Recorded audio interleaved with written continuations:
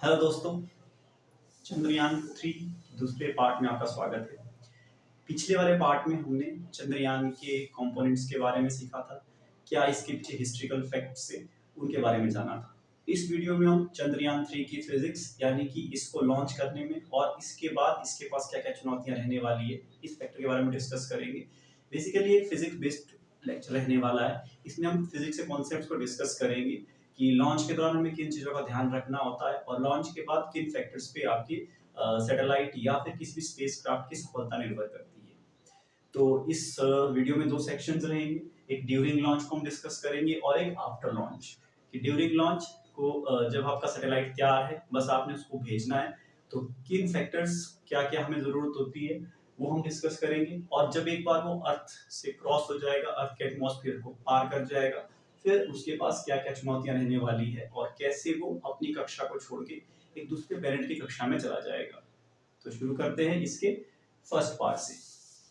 देखिए, अर्थ पे कोई भी ऑब्जेक्ट है, जब किसी ऑब्जेक्ट को ऊपर की तरफ फेंका जाता है तो अर्थ की नेचुरल ग्रेविटी की वजह से हर एक चीज नीचे की तरफ अट्रैक्ट होती है।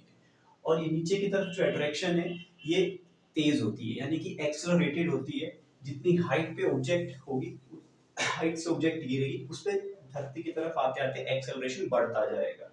तो अगर मान लो आपका रॉकेट, जिसका वजन हमने देखा था कितना था, 3900 kg, इतनी बड़ी भारी ऑब्जेक्ट को आपको अर्थ से ऊपर की तरफ भेजना है, तो आपके पास एक फोर्स चाहिए जो इस लगने वाली ग्रेविटी को ओवरकम कर पाए। तो इसके लिए क्या है, आपने जब लॉन्च करते हुए देखा होगा, तो जहां पे रॉकेट लॉन्च हुआ था यहाँ बहुत सारी आग जली थी, और यहाँ से इसे कहते हैं एग्जॉस्ट होना। बहुत सारी गैसेस का एग्जॉस्ट होता है, उससे क्या होता है, एक नीचे की तरफ फोर्स एक्ट करती है। उस एग्जॉस्ट की वजह से नीचे की तरफ फोर्स एक्ट करती है। अब जो न्यूटन का थर्ड लॉ था, न्यूटन का थर्ड लॉ कहता है कि हर एक एक्शन के लिए एक कॉरेस्पॉन्डिंग रिएक्शन होता है, उतना ही इक्वल एंड ऑपोजिट। तो जितने जोर से ये गैसेस एग्जॉस्ट पैदा करेगी, उतने ही ऑपोजिट डायरेक्शन में इस रॉकेट को फोर्स मिलेगी। तो जितना ज्यादा यहाँ पे आग जलेगी, जितना यहाँ ज्यादा प्रेशर क्रिएट होगा, जितना उससे आपको रिस्पॉन्स में उतना ही रिएक्शन मिलेगा और रॉकेट अर्थ को क्रॉस कर जाएगा। यहाँ पे ध्यान रखने वाली बात है कि इस रॉकेट की वेलोसिटी एक मिनिमम वेलोसिटी है, जिसका वैल्यू रहता है 11.2 किलोमीटर पर सेकेंड। इसे हम कहते हैं एस्केप वेलोसिटी। मतलब किसी भी ऑब्जेक्ट को अगर अर्थ के ग्रेविटेशनल पुल क्रॉस करना है तो उसकी मिनिमम वेलोसिटी इतनी होनी चाहिए। यानी कि अपने हाथ में कोई ऑब्जेक्ट है, मान लो कोई पत्थर आपके हाथ में, और आप चाहते हो उसको ऊपर फेंक के वो कभी भी नीचे ना आए, तो आपकी मिनिमम वेलोसिटी 11.2 किलोमीटर पर सेकंड की होनी चाहिए। तो सैटेलाइट या स्पेसक्राफ्ट के साथ ही कंडीशन है, तो सारा कॉन्सेप्ट यहाँ पे है कि कितना उसे एग्जॉस्ट प्रोवाइड करना है। अगर आप ज्यादा एग्जॉस्ट प्रोवाइड करोगे तो ये ज्यादा क्रॉस करता जाएगा। ये होगी लॉन्च की बात। अब जब लॉन्च करेगा, ग्रेविटी पूरी तरह से खत्म नहीं होगी, क्योंकि जब भी अर्थ एक बहुत बड़ा स्फीयर है, उसकी जो ग्रेविटी है, जिस तरह से मून पे एक्ट कर रही है, मून उसके अराउंड मूव कर रहा है, तो जब वो ग्रेविटेशनल पुल से बाहर आ रहा है, ग्रेविटी का मैग्नीट्यूड इतना कम होगा कि वो उस एक्सेलरेशन से बाहर आ जाएगा। अब जब लॉन्चिंग के बाद अर्थ को लीव करेगा, फिर इस ग्रेविटी और सेंट्रीफ्यूगल फोर्स, इनके बीच में कंपटीशन स्टार्ट होगा। कहने का मतलब है, ये कॉन्सेप्ट है न्यूटन थर्ड लॉ का। और जब आफ्टर लॉन्च है, तब वो अर्थ की रोटेशन की वजह से क्या करेगा, स्ट्रेट लाइन में नहीं बन के रहेगा, क्योंकि अर्थ आपको पता है अपनी जगह पे रोटेट कर रही है। अगर ये इसकी ईस्ट डायरेक्शन है, ये इसकी वेस्ट है, तो अर्थ अपनी जगह वेस्ट से ईस्ट की तरफ रोटेट कर रही है। अगर कोई ऑब्जेक्ट यहाँ से सीधा जाना चाहती है, वो सीधा नहीं जा पाएगी, इसकी रोटेशन की वजह से क्या है, इसके अराउंड ऑर्बिट करेगी।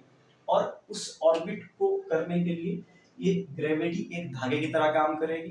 बट जब भी कोई ऑब्जेक्ट सर्कल में मूव करती है, तो उसके ऊपर एक नेचुरल फोर्स लगती है, उसे कहते हैं सेंट्रीफ्यूगल फोर्स, और एक होती है centripetal force. Centripetal force gravity provide करती है। ये जो सेंट्रीपिटल फोर्स है, ये उस ऑब्जेक्ट को सेंटर की तरफ अट्रैक्ट करती है। इसको एक सिंपल एनालॉजी से समझ सकते हो आप। जब किसी एक धागे को, जिसके आगे चाहे बॉल लगाओ चाहे पत्थर लगाओ, उसको जब अपने हाथ में आप रोटेट करते हो, तो आपके पास दो तरह की फोर्सेस लगती है। एक जो अपने हाथ के नजदीक आप फील करोगे, जो आपके हाथ की तरफ होगी, और उससे कहते हैं हम सेंट्रीपिटल फोर्स। और दूसरा है जो स्टोन या उसमें बॉल लगा हुआ है, वो कौन सी फोर्स फील करेगा, वो सेंटर से बाहर की तरफ टेंजेंशियल फोर्स फील करेगा। और बीच में जो धागा है वो आपके हाथ और उस बॉल को कनेक्ट करने का काम कर रहा है, उससे ही हम ग्रेविटी कहते हैं in case of earth and moon system. उस धागे का काम वो ग्रेविटी करती है, जब जिसकी वजह से मून अर्थ के अराउंड रिवॉल्व करता है। इसी प्रिंसिपल का यूज करके हम अपने सैटेलाइट्स को अर्थ के अराउंड रिवॉल्व कराते हैं या रोटेट करवाते हैं, और यही कॉन्सेप्ट हम यूज करना चाहते हैं हमारे चंद्रयान 3 के साथ, कि जब वो मून के ऑर्बिट में जाए तो उसके अराउंड रोटेशन करे। तो ऐसा होगा कैसे, देखो जब आपका लॉन्च हो चुका है तो ग्रेविटी का जो नेचुरल नेचर है वो उसे अपनी तरफ खींचना चाहता है, बट सेंट्रीफ्यूगल फोर्स उसे बाहर की तरफ ले जाना चाहता है। अब इन दोनों के बीच में कंपटीशन लगातार बना रहता है सर्कुलर मोशन में, कि कौन डोमिनेट कर जाएगा। अभी सेंट्रीफ्यूगल फोर्स को आपको थोड़ा सा देखना पड़ेगा कि सेंट्रीफ्यूगल फोर्स को मैथमेटिकली लिखते हैं mv²/r से। इसमें m होता है mass of the object, v होता है velocity of the object, r radius होती है जिस सर्कल में वो घूमना चाहता है। अब ये जो सेंट्रीफ्यूगल फोर्स है ये डोमिनेटिंग फैक्टर v पे डिपेंड कर रहा है, क्योंकि v का स्क्वायर इसमें इन्वॉल्व है, r के इनवर्सली है, बट v फिर भी डोमिनेटिंग रहेगा। इसलिए जो भी सैटेलाइट या स्पेसक्राफ्ट है उसकी वेलोसिटी पे बहुत ध्यान दिया जाता है। जितनी उसके पास वेलोसिटी ज्यादा होगी उतनी उसके पास सेंट्रीफ्यूगल फोर्स ज्यादा होगी, और जितनी सेंट्रीफ्यूगल फोर्स ज्यादा होगी उतना वो ग्रेविटी को आराम से ओवरकम कर जाएगा। अब यहाँ पे देखना है आपको, अगर हमने वेलोसिटी इतनी रखनी है कि वो प्रॉपर्ली सिर्फ ग्रेविटी को बैलेंस कर जाए, तो सिर्फ हमारा सैटेलाइट अर्थ के अराउंड ऑर्बिट करेगा, सिर्फ बैलेंस करने पे। जब सेंट्रीफ्यूगल फोर्स इस ग्रेविटी के कारण जो सेंट्रीफ्यूगल फोर्स पैदा हो रही है उसके बराबर होगी, तो सिर्फ ऑर्बिट करेगा अर्थ के अराउंड। बट अब हमने उस ऑर्बिट से बाहर निकलना है, तो इस सेंट्रीफ्यूगल फोर्स को एक्सीड करना पड़ेगा, यानी कि ग्रेविटी की जो लगने वाले पुल को है उसको ओवरकम करना पड़ेगा। तो वो किससे होगा, वो इस v से होगा। इसलिए जो सैटेलाइट की वेलोसिटी है या स्पेसक्राफ्ट की वेलोसिटी जितना उसको हम इंक्रीज करेंगे, उसका ये जो ग्रेविटेशनल पुल है यहाँ से निकलने की पॉसिबिलिटी उतनी ज्यादा बनती जाएगी। इसलिए क्या किया जाता है, सैटेलाइट को दूसरी कक्षा में भेजने से पहले अर्थ के अराउंड बहुत सारे ऑर्बिट्स लेने होते हैं। तो हर एक ऑर्बिट में होता क्या है, बेसिकली हर एक ऑर्बिट में वो अपनी वेलोसिटी इंक्रीज करता है, और एक टाइम ऐसा आएगा कि जब सेंट्रीफ्यूगल फोर्स ग्रेविटी को ओवरकम कर जाएगी।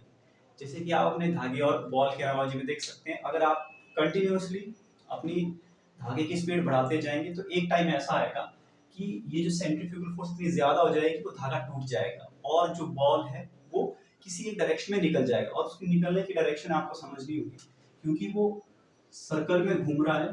तो ये अगर वो घूम रहा है, जब भी आपका ये बीच का रस्सी या धागा जो भी टूट जाएगा तो इस तरह से वो टेंजेंशियली निकल जाएगा।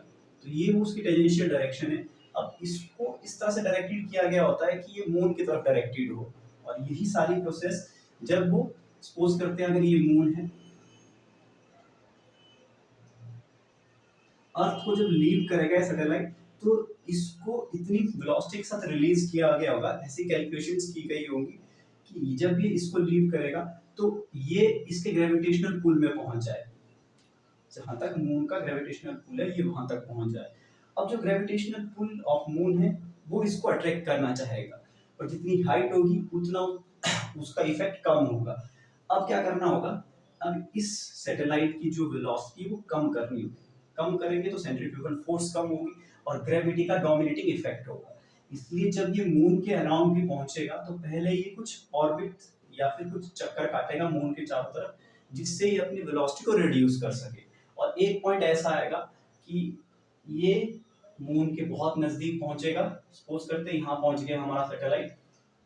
अब जो इस पे लगने वाला ग्रेविटेशनल पुल है बहुत ज्यादा हो जाएगा, अब वो उसके एनवायरनमेंट में एंटर हो रहा है। अब यहाँ पे मेन चैलेंज था, यहीं पे हमारा चंद्रयान 2 भी फेल हुआ था। जब ये मून की ग्रेविटी में पहुंचेगा, अब इसकी जो ग्रेविटी है वो डोमिनेटिंग फैक्टर बन जाएगी। अब ग्रेविटी इसको इतने तेज पुल करेगी कि इसकी वेलोसिटी वो बहुत ज्यादा इंक्रीज हो जाएगी towards the surface of the moon.